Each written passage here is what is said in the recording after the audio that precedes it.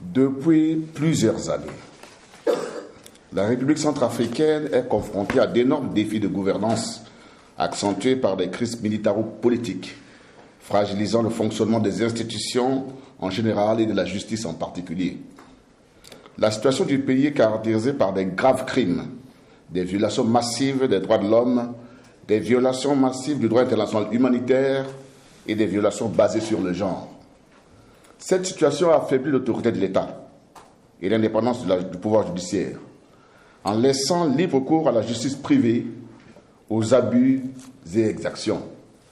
En effet, la République centrafricaine, mon pays, est plongée dans une crise profonde depuis le début de l'année 2013, quand les rebelles de la coalition Séléka, majoritairement issus des provinces du Nord, se sont emparés du pouvoir à l'issue d'une campagne caractérisée par des meurtres généralisés de civils, des incendies et pillages d'habitations et d'autres crimes graves. Vers le milieu de l'année 2013, des milices se dénommant anti-Balaka se sont organisées pour combattre la Séléka, commettant des représailles à grande échelle contre les civils. Des milliers de personnes ont été tuées, des centaines de milliers ont été déplacés par ce conflit. Depuis janvier 2013, le conflit aurait fait près de 3000 morts, des milliers de blessés, des centaines de victimes de crimes sexuels et de milliers de personnes déplacées. Cette grave crise vient s'ajouter aux violations graves des droits humains commises depuis quelques décennies. Ainsi, la justice, socle de la démocratie et facteur de paix et de la réconciliation nationale, doit faire son travail. Car nous avons l'obligation de juger les responsables des graves violations du droit international, dont les crimes de guerre et crimes contre l'humanité commis sur notre territoire. Car faire justice pour les crimes graves est un impératif pour une paix véritablement durable en RCA. L'impunité qui sévit en RCA depuis plusieurs décennies a permis et incité la commission de nouveaux crimes. Ainsi, des procès justes et équitables ne seraient pas seulement une obligation envers les victimes qui ont souffert des crimes atroces, mais enverraient aussi un signal fort indiquant que les crimes graves ne seront plus tolérés dans ce pays. Or, la justice centrafricaine, mesdames et messieurs, est confrontée depuis plusieurs années à d'importants défis. Les nombreux défis auxquels la justice centrafricaine est confrontée se résument en termes de insuffisance des infrastructures judiciaires, délabrement des infrastructures pénitentiaires, insuffisance en ressources matérielles, insuffisance en ressources humaines. Conscient donc des défis à relever, le gouvernement avait élaboré et adopté en 2009 un programme décennal de la réforme de la justice, assorti d'une stratégie de mise en œuvre. Malheureusement, au lendemain de ce programme, une autre crise va secouer le pays de décembre 2012 à ce jour, affectant particulièrement le secteur de la justice par la destruction des infrastructures judiciaires et pénitentiaires. Pendant la transition, le ministère de la Justice, suite à une évaluation de l'état des lieux, avait élaboré un plan d'urgence de lutte contre l'impunité de court terme en mettant l'accent sur le redéploiement sécurisé des magistrats dans les juridictions et renforcer l'accès à la justice. Tenant donc compte des défis de sécurité et des difficultés de mobilisation des ressources nationales à court terme, ce plan d'urgence n'a pu être exécuté. Je voudrais faire un rappel important avant que je puisse donc aborder d'autres sujets sur la situation générale. L'analyse de la situation et des besoins laisse apparaître que la République centrafricaine couvre une superficie de 623 000 km² pour une population estimée à plus de 5 millions d'habitants, inégalement répartie dans 16 préfectures. Au regard de cet effectif de la population, avec 170 magistrats en activité, se dégage un ratio inquiétant d'un seul magistrat pour 41 000 habitants. Cette statistique est aggravée pour les greffiers dont l'effectif ne permet pas d'organiser plusieurs audiences simultanément. Nous n'avons que 81 greffiers pour toute la République. Il convient d'ajouter au déficit cruel des magistrats les sous-effectifs des greffiers et cas de l'administration pénitentiaire, l'absence des services auxiliaires de la justice pour en faciliter l'accès, à savoir les huissiers, notaires, avocats. Il en est de même du personnel de l'administration pénitentiaire, dont l'effectif est estimé à 70 personnes, pour 38 prisons, dont 5 seulement sont opérationnelles, lesquelles font recours souvent aux forces armées pour la sécurisation. Face à la situation sécuritaire difficile, en particulier lorsqu'il s'agit d'enquêter sur des crimes complexes, impliquant des groupes armés encore actifs, et tenant surtout compte de ce que le système judiciaire centrafricain ne dispose que de moyens limités en termes de personnel et de ressources matérielles telles que mentionnées si haut, la République centrafricaine s'est dotée en juin 2015 de la loi organique numéro 1503 du 3 juin 2015 créant la Cour pénale spéciale, appelée à juger les auteurs, co-auteurs et complices des violations graves des droits humains.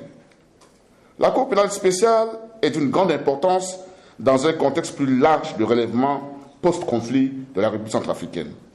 D'où l'importance fondamentale de la lutte contre l'impunité dans ce pays qui est historiquement critiqué et considéré comme un facteur favorisant les troubles en République centrafricaine depuis plusieurs années.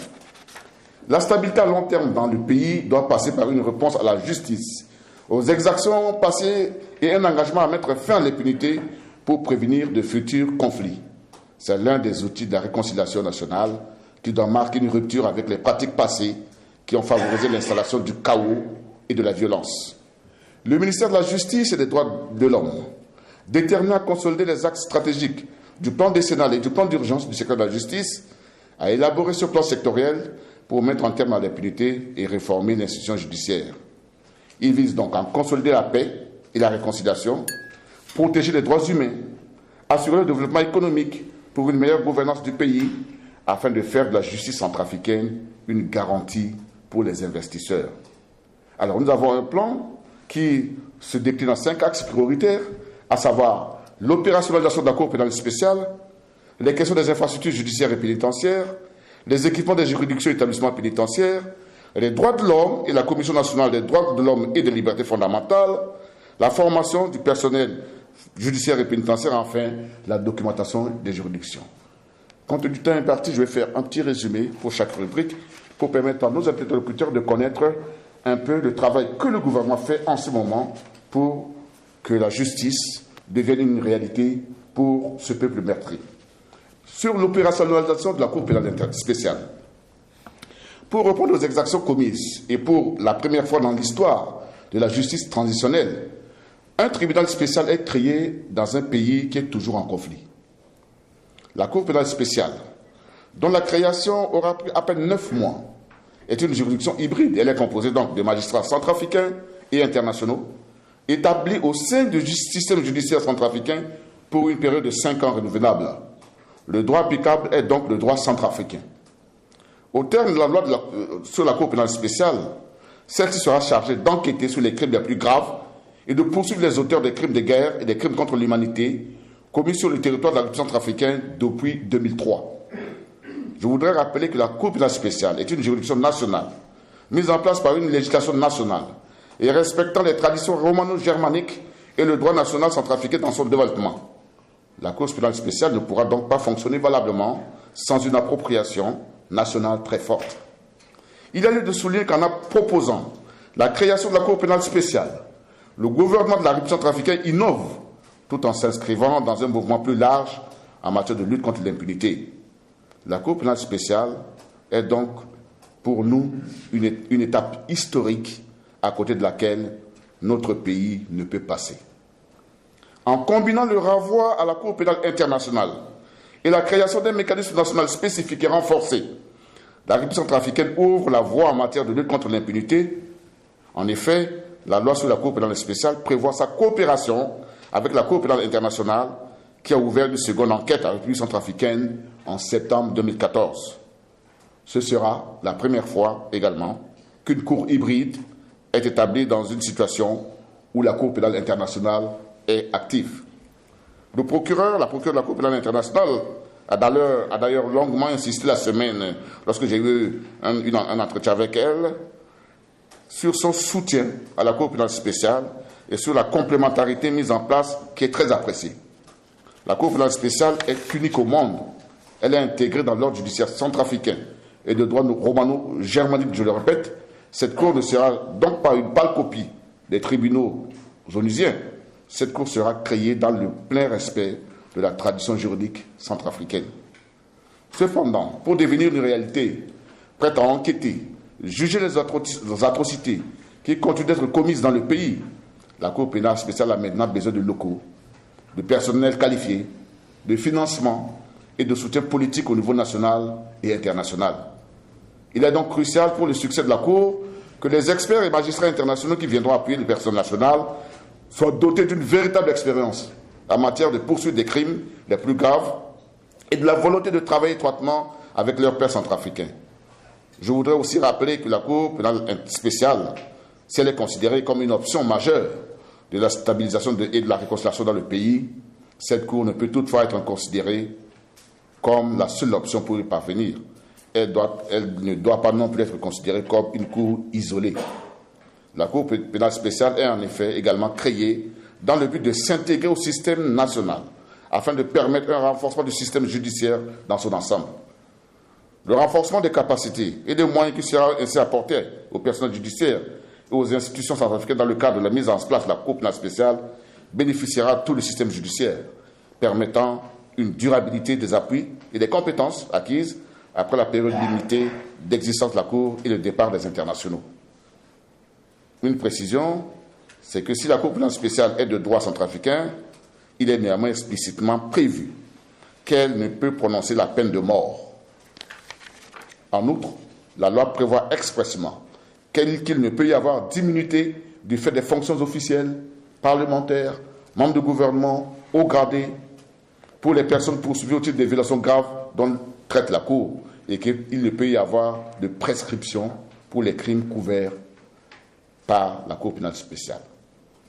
Je me réjouis donc des avancées dans le cadre de l'opérationnalisation de la Cour pénale spéciale, et je peux réitérer ici l'engagement du gouvernement centrafricain à mettre en place la Cour qui devait être opérationnelle dans les prochains mois. En effet, conscient des énormes défis, dès le retour à l'ordre constitutionnel, le gouvernement a pris l'engagement de promouvoir une justice impartiale, indépendante et opérationnelle sur toute l'étendue du territoire national, afin de juger les criminels, garantir la sécurité juridique et judiciaire, protéger les droits et les libertés, afin de rassurer la population. La justice est au centre des préoccupations du professeur Faustin Archange-Touadéra, président de la République, chef de l'État. C'est ainsi que lors de son allocution lors de l'Assemblée générale des magistrats, qui s'est tenue du 2 au 6 mai dernier, le ministre de la Justice a été solennellement instruit de tout faire pour rendre opérationnelle la Cour pénale spéciale. En exécution de ces hautes instructions, et 16 jours après ma nomination comme ministre de la Justice, intervenu le 11 avril, j'ai présidé le 27 avril la réunion mettant en place le comité de recrutement des magistrats nationaux appelé à siéger au sein de la Cour pénale spéciale, dont le président est le premier président de la Cour de cassation, M. Lundoumon, présent dans la salle. Je n'ai ménagé aucun effort pour rencontrer très régulièrement les partenaires incontournables dans la mise en œuvre du projet lié au fonctionnement de la justice, tels que les Nations Unies, à travers la MINUSCA et le PNUD, la procureure de la CPI, le Haut-Commissaire aux droits de l'homme des Nations Unies, ses homologues dans différents pays, les responsables onusiens en matière de justice, ainsi que la société civile. 2 missions internationales ont déjà été effectuées, l'une à Oslo, en Norvège, où des rencontres de haut niveau ont eu lieu avec le Haut-Commissaire aux droits de l'homme, également avec M. Jean-Marc Ayrault, ministre français des Affaires étrangères, avec M. Robert Badinter, ancien garde des Sceaux, ancien sénateur, avec les gardes des Sceaux de RDC, du Cameroun, du Cambodge. L'autre mission a été à La Haye, aux Pays-Bas, où une rencontre a eu lieu avec la procureure de la Cour pénale internationale, la présidence de la Cour pénale internationale, ainsi qu'avec le greffier en chef. Un plaidoyer en faveur de la coopération internationale et pour une opérationnalisation rapide de la Cour pénale spéciale est continuellement mené en insistant sur l'importance d'enquêtes rapides et efficaces afin d'éviter le dépérissement des preuves.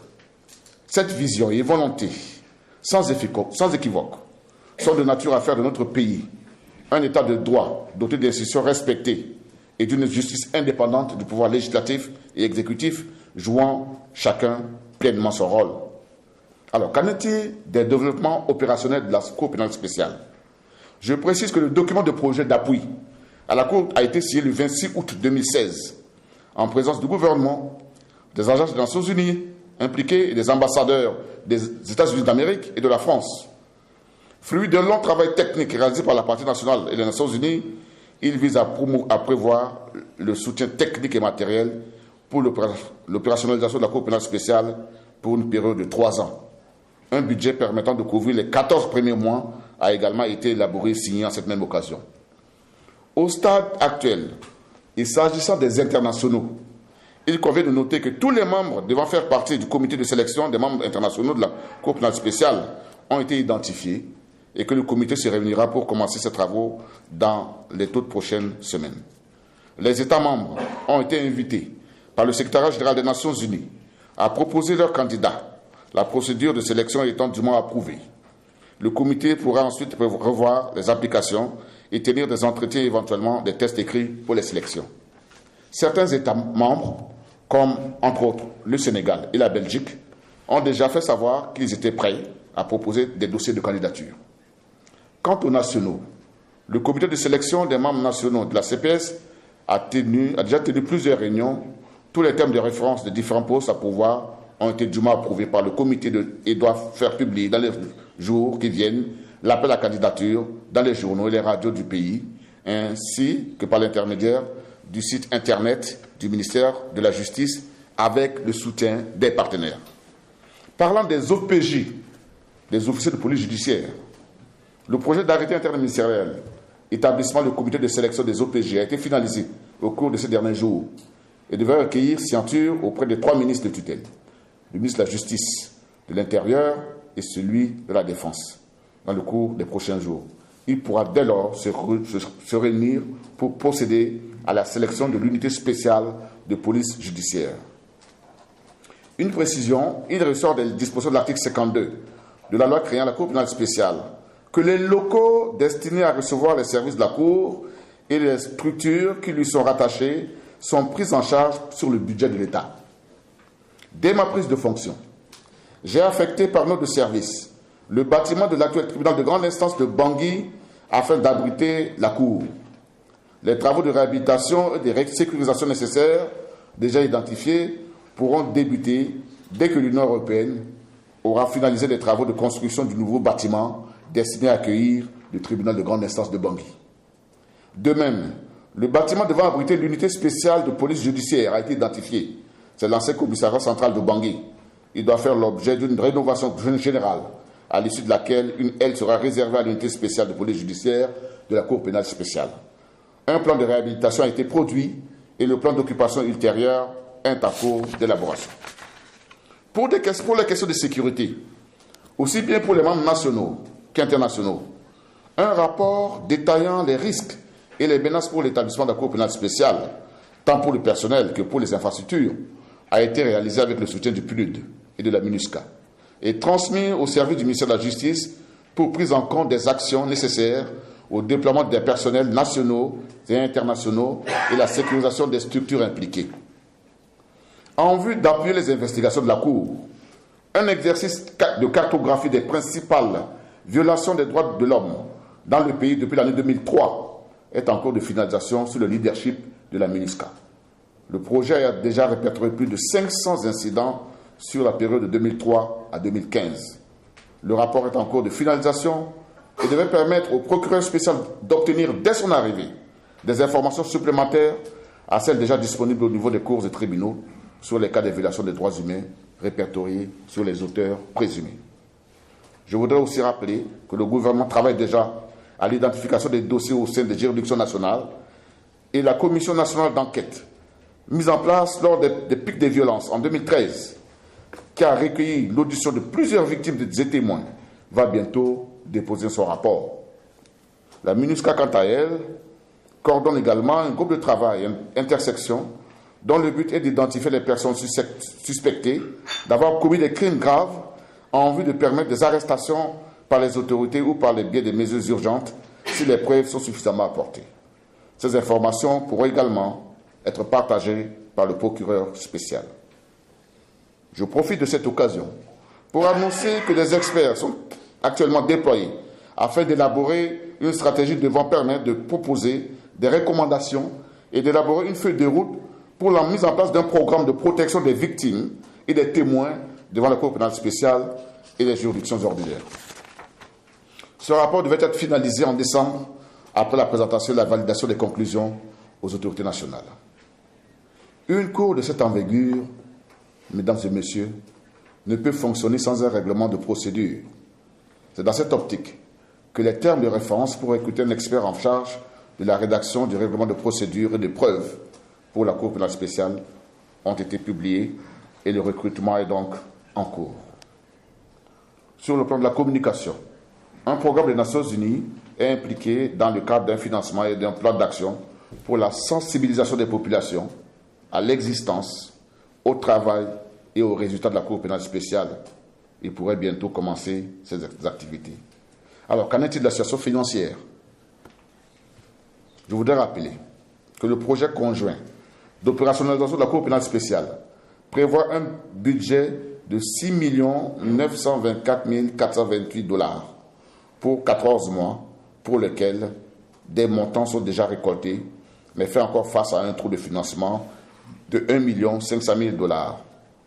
Les contributions annuelles proviennent de la France, des Pays-Bas, des États-Unis d'Amérique, de la MINUSCA et du PNUD. Je rappelle que l'exercice du RCPCA, l'évaluation des besoins menés prévoit un montant nécessaire de 37 500 000 $ pour le fonctionnement de la Cour pendant les 5 années de son mandat. Mesdames et messieurs, la Cour pénale spéciale ne pouvant fonctionner d'une manière isolée, comme je l'ai répété tout à l'heure, il est important que soit prise en compte la situation des juridictions ordinaires, appelées aussi à contribuer efficacement dans la lutte contre l'impunité à travers les 24 juridictions réparties dans les 3 cours d'appel de la RCA, et ce, dans les domaines liés aux infrastructures judiciaires et pénitentiaires, aux équipements des juridictions et établissements pénitentiaires, aux droits de l'homme et de la Commission nationale des droits de l'homme et des libertés fondamentales, à la formation du personnel judiciaire et pénitentiaire, ainsi que de la documentation des juridictions. Je voudrais faire un résumé rapidement sur les infrastructures. La question des infrastructures est un obstacle très important à l'accès à la justice dans tout le pays. La situation physique des bâtiments judiciaires et pénitentiaires est très déplorable en raison de la destruction ou de l'incendie de certaines infrastructures pendant les événements que le pays a connus. En dehors de Bangui, la capitale, il importe de relever que toutes les juridictions du pays sont sinistrées. Et dans certaines localités, la justice ne dispose d'aucune infrastructure. Le constat est amer lorsqu'en l'absence d'infrastructures ou l'existence de locaux délabrés, exigus et de circonstances pour habiter les juridictions. Cette situation oblige certaines juridictions à squatter d'autres administrations ou à établir le tribunal au lieu de résidence du magistrat. Dans le premier cas, cela pose des problèmes d'indépendance, de l'autorité, voire de crédibilité de l'institution judiciaire dans la localité. Dans le second cas, la question de la sécurité et de la dignité du magistrat est posée. Ces problèmes infrastructurels concernent donc les cours de tribunaux à construire ou à réhabiliter, les logements du personnel judiciaire à construire ou à réhabiliter, les établissements pénitentiaires à construire ou à réhabiliter. S'agissant de la réhabilitation et de la construction des cours et tribunaux, la réhabilitation concerne 12 juridictions sur les 24 et 3 cours d'appel que compte le pays, alors que la nouvelle construction vise les juridictions complémentaires détruites ou celles dont le ministère engage l'installation en vertu de la politique de rapprochement de la justice des justiciables. Ainsi, il est envisagé à long terme la construction de 5 plus hautes juridictions nationales afin de conférer au pouvoir judiciaire toute son indépendance et sa place constitutionnelle. Il s'agit notamment de la Cour constitutionnelle, de la Haute Cour de justice, de la Cour de cassation, du Conseil d'État et de la Cour des comptes, afin que plusieurs juridictions qui ont disparu du fait des événements ou qui méritent d'être construites en raison de leur importance pour la population sont au nombre de 27. Le coût estimé donc des travaux de réhabilitation et des constructions estimé par le comité qui a travaillé, c'est autour de 56 milliards 450 millions de francs CFA. Je n'ai pas encore la conversion pour ce montant en dollars, mais ça fait 56 milliards 450 millions donc pour les constructions et réhabilitations. S'agissant de la réhabilitation et construction des logements administratifs des chefs de juridiction, dans plusieurs juridictions de la République centrafricaine existait des logements administratifs pour le personnel judiciaire, ce qui avait l'avantage non seulement de sécuriser les magistrats, mais de les mettre à l'abri d'une cohabitation avec les criminels et toute autre personne incompatible avec la mission de service public de la justice confiée à ce personnel. Aujourd'hui, l'absence de logements administratifs et du personnel judiciaire et la destruction de presque la totalité de quelques logements existants ont contraint les magistrats de province à maintenir leur famille à Bangui ou à ne vivre que de manière temporaire ou sporadique au siège de leur juridiction. Il en est de même pour les greffiers en chef et secrétaires en chef des parquets, qui sont obligés de trouver des logements des quartiers populaires sans garantie de sécurité. Afin de sédentariser le personnel judiciaire au siège de leur juridiction et d'assurer une présence effective de la justice à l'intérieur du pays, la réhabilitation et la construction de logements administratifs pour le personnel judiciaire s'avèrent nécessaires. Ce projet s'avère indispensable pour la mise en place des pôles judiciaires au siège des 3 cours d'appel actuellement existantes dans le pays. S'agissant de la réhabilitation de la construction des établissements pénitentiaires, il s'agit ici d'un aperçu global de la situation des 36 établissements pénitentiaires que compte l'administration africaine à ce jour, dont 5 seulement sont opérationnels du fait des graves crises que nous avons connues qui ont entraîné la destruction de toutes les prisons. Sont exprimées dans les documents annexes les attentes en termes de réhabilitation ou de construction de ces prisons conformes aux standards internationaux. Y sont intégrés également les logements du personnel et les éléments de sécurité extérieure, ce qui justifie donc les coûts que nous avons en annexe.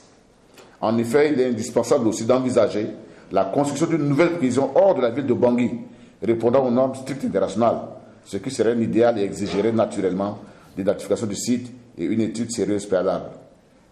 L'absence actuelle de couverture du pays en établissement pénitentiaire favorise la persistance de l'impunité dans le pays et ne permet pas de lutter efficacement contre la délinquance sous toutes ses formes. Les établissements pénitentiaires pillés, saccagés ou détruits doivent donc être simplement construits ou réhabilités conformément aux normes internationales CNI. Et nous avons aussi prévu dans ce plan l'équipement des cours de tribunaux, établissements pénitentiaires et services du ministère de la Justice en moyens de travail. Nous avons fait un tableau pour permettre aux magistrats, aux greffiers, à tous les auxiliaires donc, de travailler dans de très bonnes conditions. Sachant de la Direction générale des droits de l'homme et la future Commission nationale des droits de l'homme et des libertés fondamentales, l'objectif principal ici est de contribuer à la promotion des valeurs des droits de l'homme et de la bonne gouvernance indispensable aux actions de reconstruction du pays suite aux multiples conflits. Pour résoudre les problèmes prioritaires des droits de l'homme et de la bonne gouvernance, les objectifs suivants ont été retenus. La promotion de la culture des droits de l'homme, de la paix et de la bonne gouvernance. La dotation des régions en structures relais pour les actions de proximité. Le développement de l'information, de l'éducation et de la communication autour des droits de l'homme, de la paix, de la tolérance, de l'unité, de la réconciliation nationale et de la démocratie. Toute la population centrafricaine en général, et en particulier les autorités administratives et locales, les forces de défense et de sécurité, les femmes et les jeunes dans les 7 régions que compte le pays, doivent être les bénéficiaires des actions qui seront menées. Les activités en matière de droits de l'homme doivent être axées principalement sur les campagnes d'information, d'éducation et de sensibilisation, l'organisation des séminaires d'ateliers, les réunions et discussions, la rédaction et la diffusion des rapports sur les droits de l'homme et la bonne gouvernance, la production des émissions radio-télévisées, l'organisation des études et enquêtes sur les questions liées aux droits de l'homme et à la bonne gouvernance. Je précise que le projet de loi sur la Commission nationale des droits de l'homme et des libertés fondamentales est à l'heure où je vous parle sur la table du gouvernement et va bientôt être transmis à l'Assemblée nationale. Nous avons donc la question du personnel judiciaire qui est donc envisagée dans ce programme pour permettre à ce que nous mettons, puisque nous mettons l'accent sur la qualité des hommes, nous avons mis un accent sur la formation continue, la formation des magistrats, la formation des avocats, la formation des huissiers.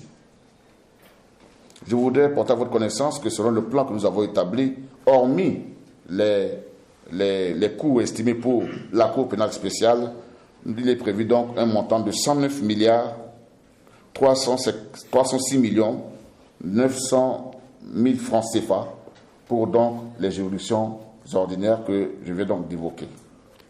Mesdames et messieurs, les défis en termes de justice et de sécurité en RCA sont encore nombreux et complexes. L'état de droit demeure un domaine dans lequel la République centrafricaine doit encore accomplir de nouveaux progrès. Nous en sommes conscients. Il n'en demeure pas moins qu'avec la ferme volonté du gouvernement de faire de la lutte contre l'impunité, de faire de lance de ces programmes afin de réinstaurer la sécurité juridique et judiciaire dans ce pays et l'appui des partenaires et amis de la RCA, nous relèverons ensemble ces défis afin d'offrir un avenir meilleur à ce peuple centrafricain très meurtri. Je vous remercie.